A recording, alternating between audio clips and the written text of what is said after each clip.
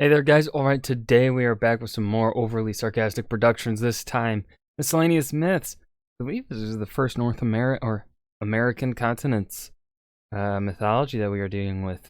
See if I can pronounce it on the first try. Quetzalcoatl. I think I got that decent. Good job, me. You had it in you.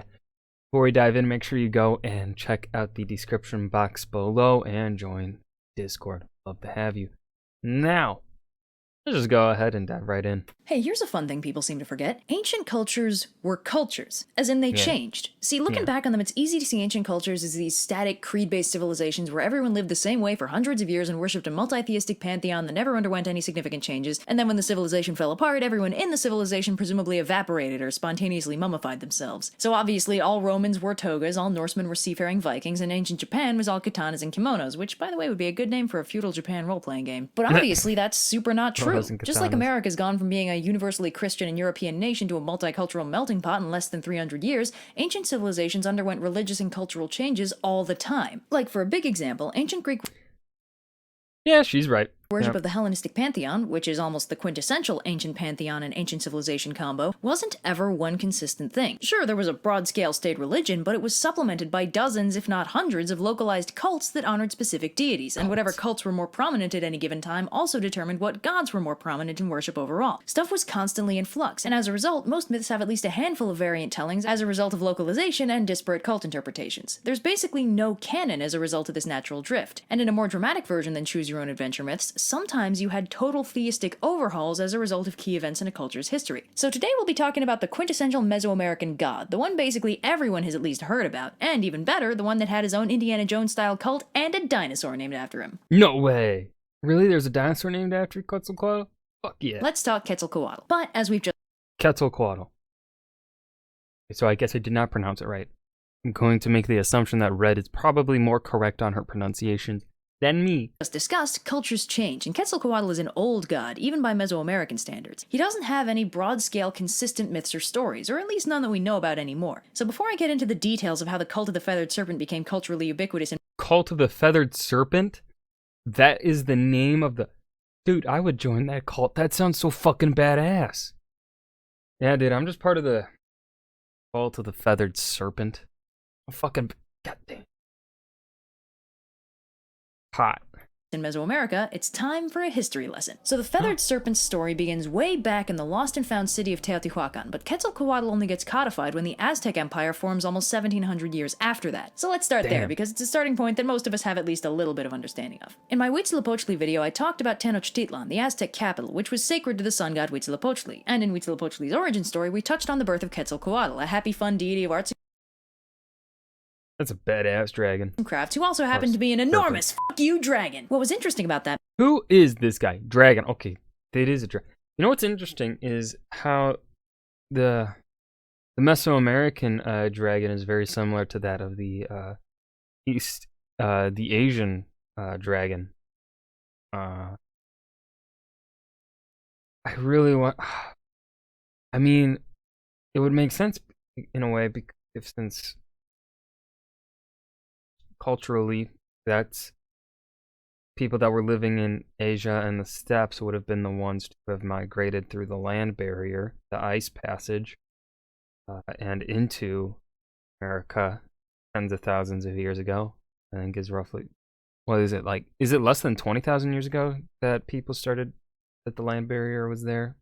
And it was like 15,000 years ago humans migrated in, roughly the time period. I'm blanking. But maybe that's where because Europeans have their dragon, which is, you know, the four-legged one with with wings.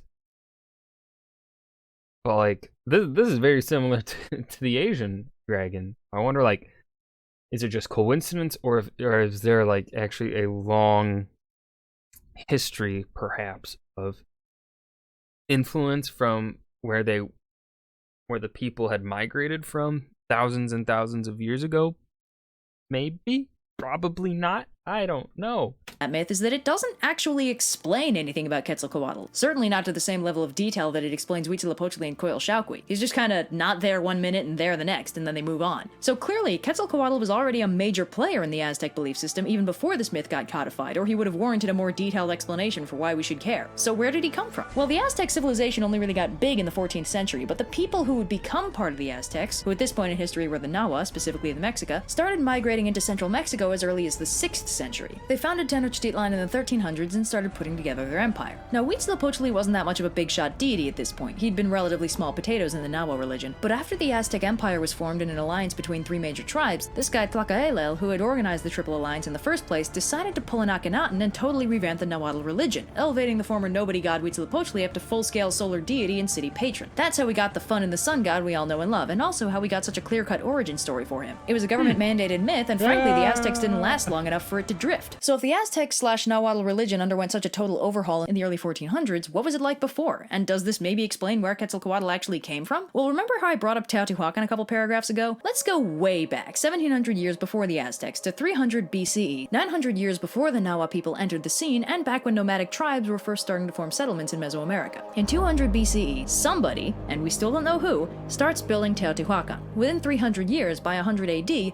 the Pyramid of the Sun, the most impressive building in Teotihuacan, has been completed. By 450 AD, the civilization in Teotihuacan is at the height of its power and influence. References to their people are found all over Mesoamerica, and evidence of their architectural and art style are similarly common. It's an industrial center and produces all kinds of art, incredible paintings and murals, as well as obsidian tools. The population is estimated to be 125,000 people at least, which would make it the 6th largest city in the world at this point in history. Damn. Teotihuacan is functionally an empire a full 1,000 years before the Aztecs are a thing. And side note, the city layout of Teotihuacan is incredibly beautiful. They had a grid. Then around the 6th century,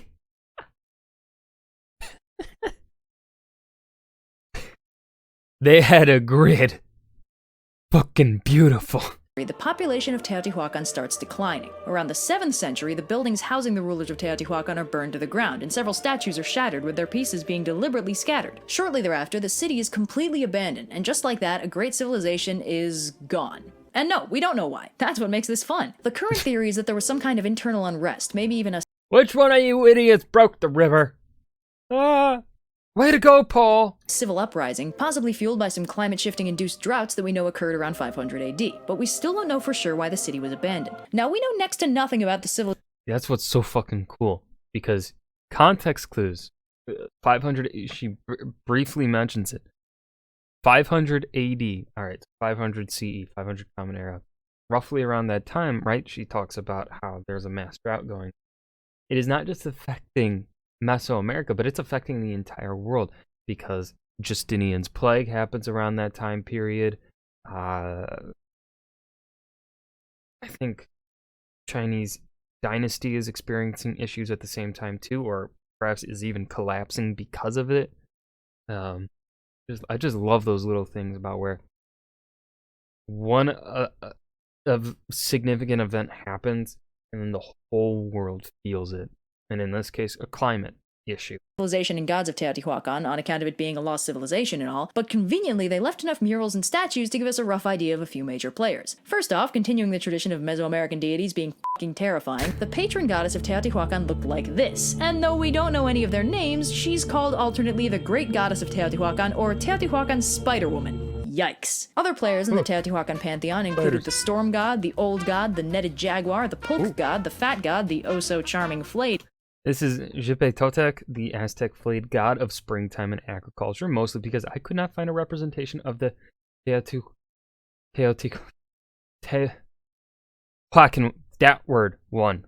God, and the Feathered Serpent. This, the Feathered Serpent on the side of the 3rd largest pyramid in Teotihuacan, is the first recognizable reference to the god that would come to be known by the Aztecs as Quetzalcoatl, although it is worth noting that the earliest representation of feathered serpents, although not necessarily as a singular deity, date all the way back to the Olmecs in 900 BC. Now obviously, cultures swap gods all the time, the Romans being particularly egregious in this regard. And while the flayed god also shows up later in a few places as a god of household chores, household chores? The man has no skin! The Feathered Serpent appears to be by far the biggest contribution that Teotihuacan Teotihuacan affected on the greater Mesoamerican belief system. And unlike the Romans, who took totally separate gods and acted like they were the same under different names, in this case, the Mesoamerican feathered serpent really does seem to be all the same god, but known by different names in different tribes. The Nahuatl called him Quetzalcoatl, while the Yucatec Mayans called him Kukulkan, and the Quiche Maya called him Cucumats. I'm definitely saying that wrong, I apologize. Pretty much every Mesoamerican tribe had a feathered serpent, some kind of interpretation of the original Teotihuacan god. And given that Teotihuacan had clearly been a trade hub, it kind of makes sense that some of their gods might have gone out along trade routes. Yeah. Quetzalcoatl is functionally much older and more widely worshipped than any of the other Aztec deities, which you can actually kind of tell just by virtue of how little is said about him. Don't follow? See, old gods have a tendency to fade into cultural ubiquity because everybody worships them, everybody knows them, so why would they write about something everybody already knows? It would be like if somebody wrote a step-by-step instruction manual on how to operate a flush toilet or made a 20-foot sculpted frieze describing the fitness gram pacer test. Why would you do that? So as a result, we find terse references that imply a backstory we can't find and maybe stories that weren't even written down because they were probably just known by everybody. Whereas Huitzilopochtli's single noteworthy story is perfectly documented, the feathered serpent is a mess of fragmented legends frequently referencing facts or events that probably used to be well known. There are very scattered myths describing his birth, but most of them sound kind of like, and this was the birth of Quetzalcoatl, what's up, with homies? no further explanation about who he is or why it's a big deal, like it's some big pop culture reference or a sweet cameo everyone would get. There's a Yucatec Maya version. Oh, you look familiar. I'm sure I don't know what you mean. Where his birth story is basically that a snake is born to a human family, and his older sister explicitly recognizes the snake as the feathered serpent god. So he's clearly a pre-existing player, and not even his origin stories properly explain where he comes from. And in contrast, Huitzilopochtli's origin story explicitly ends with a why you should care explanation, assigning him the ability to keep the world from getting eaten. Quetzalcoatl never gets that treatment, probably because he never had to, which means us modern people, who lack the cultural ubiquity and the context that would have existed at the time, have no idea what his general deal was. But anyway, moving on from that bout of rampant theorizing, given the fact that there were so many fascinating Lovecraftian gods in Teotihuacan, why was it that only the feathered serpent got so popular? Why not the flayed guy or that jaguar thing? Well, according to some theories, the feathered serpent had the advantage of some hefty symbolism to help him get so popular to begin with. First off, although dragons may make sense to us now, the concept of a flying snake is kind of an inherent contradiction if you think about it. Since he could fly, he was inherently divine, but his snakeness also made him earthly. A being that was both of heaven and of earth was potentially a useful bit of dualism. Maybe that's why the feathered serpent ended up with such a prolific cult, although the word cult kind of has wrong implications. But regardless, after, or perhaps even before the fall of Teotihuacan, feathered serpent worship I still want to be a part of the cult of the feathered serpent.